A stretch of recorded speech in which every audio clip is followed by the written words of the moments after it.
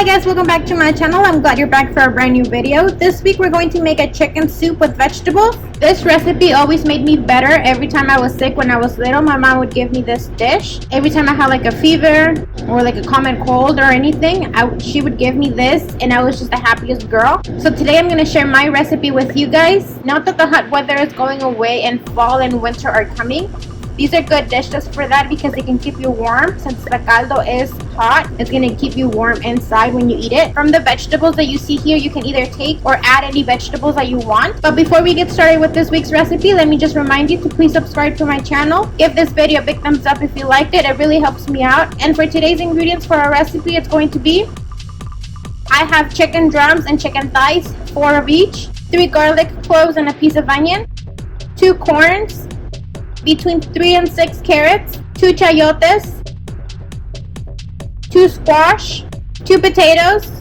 2 sticks of celery, a handful of ejote, green beans, 3 Roma tomatoes, a little bunch of mint, this is yerba buena, 1.5 cups of rice, this rice is optional. On a pot with water, we're going to add our chicken. Make sure your chicken is washed. Then we're going to be adding our onion and garlic, a little bit of salt, covering this up and putting it on the stove on medium heat for about 15 minutes. While our chicken is cooking, we're going to cut all of our vegetables. We're going to start off by cutting our green beans. Make sure to remove the ends of the green beans, and you can either leave them that long or you can cut them into smaller pieces. It depends on you. Not everyone in my family likes green beans, so I like to leave them long. That way I can pick them out for the people that don't like them. For the chayote, we're going to remove the top part of it, the hard part of it. Then we're going to cut it down the middle and remove the middle of it. The sizing of the vegetables is going to depend on you, however big or small you want them. For your corn, make sure you get your corn hairs all out and wash them so the corn hairs won't be in there. We're going to cut them into 3 pieces. For the carrots, my family is a big carrot lover, so I'm going to be adding a lot of carrots. Like I said, you can remove or add any vegetables that you want. The thicker carrots, I'm going to cut them down the middle or even 4s.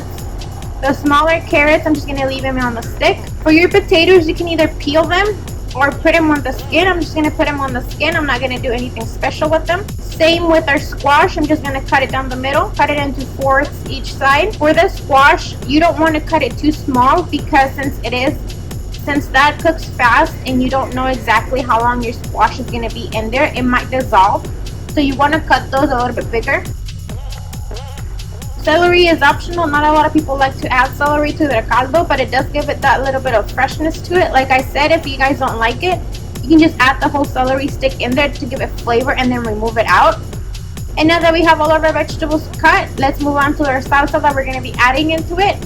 We're going to be adding a little piece of onion, 2 small garlic cloves, and the 3 tomatoes. To this, we're going to be adding a little bit of chicken broth that we're going to be adding from our caldo that we're cooking at the moment. I'm also going to be adding about 5 leaves of the mint in here just so I can mix together with the salsa. Now, this chicken soup can either be made in tomatillo sauce by itself, which is called just a white sauce, or it can be made with guajillo sauce. It's up to you however you want to make it. Our chicken has been cooking for about 15 minutes now. We're going to check it. Our chicken should be about halfway done at this moment. We're going to be adding our chayote and our corn.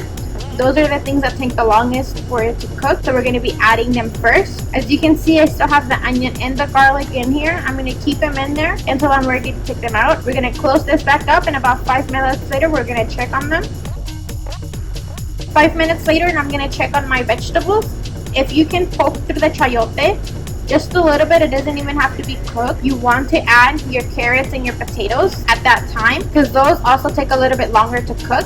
We're just going to move them around, make sure all of our vegetables are sunken in the water. And we're going to cover this up again for like another 5-10 minutes on here. 5 minutes later, and I'm going to check my vegetables now. One trick that you can do is you can get a toothpick and poke your vegetables. If the toothpick goes in easily, that means it's ready. If you're having a little bit of a harder time poking your vegetables, that means it's about halfway done. Once my vegetables are about halfway done, I'm going to be adding my calabaza and my green beans. Those are the easiest ones to cook. I'm going to be adding 2 cups of chicken broth and adding it to my blender to make my salsa for the caldo. When I have that, I'm going to be also adding my rice. This rice I've already washed. I make sure that the water is running clear because sometimes the water turns like a little milky color. So make sure you rinse your rice very good. I'm going to be dropping that into my caldo directly raw. And I'm also going to be adding 2 more cups of water. This is so I can have enough water for the rice to cook. I'm going to move this around very carefully.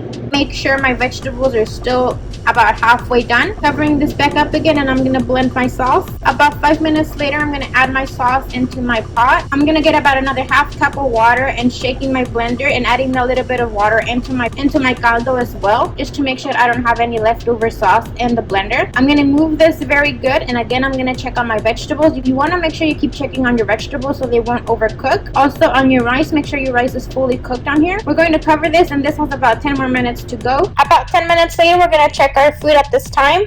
We're going to make sure all of our vegetables are cooked, chicken is cooked, and our rice has already been cooked. At this time, you can also check for salt. Make sure it has enough salt in here for you. I do recommend adding a little bit more water to this soup just because the rice is going to absorb most of the water in here.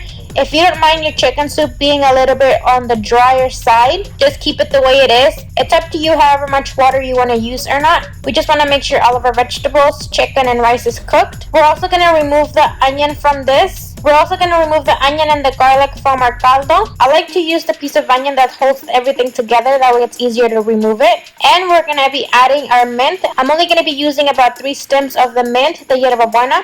I'm going to be placing it on here. Depending if you like the flavor or not, you can leave it in here. Or just leave it here for a couple minutes and then remove it if you don't want the smell of it to be super strong. Turn off the heat. We're going to cover this up, and just with the steam, it's going to cook the yerba buena, the mint, to give it that flavor on here. And as you can see, this dish is done. It's a super easy, simple recipe that you can make. It doesn't really take much prepping. It's just cut everything together. I'm going to accompany this with a side of limon. You can also chop up some onions and a little bit of cilantro and throw it on top. Either way would work, with it or without it. If somebody in your family is sick or you yourself are sick, go ahead and try this recipe out. I promise you it's going to make you feel a lot more better. And this is it for today's video. Don't forget to give it a big thumbs up. Subscribe to our channel if you haven't already. Remember, subscribing and liking my videos helps me out so YouTube can recommend it to other people as well. If you recreate this recipe, don't forget to tag me on my Instagram page. I'm going to leave the link down below. Give this video a big thumbs up and share with your friends if you loved it. And we'll see you guys next week with a brand new video. Bye!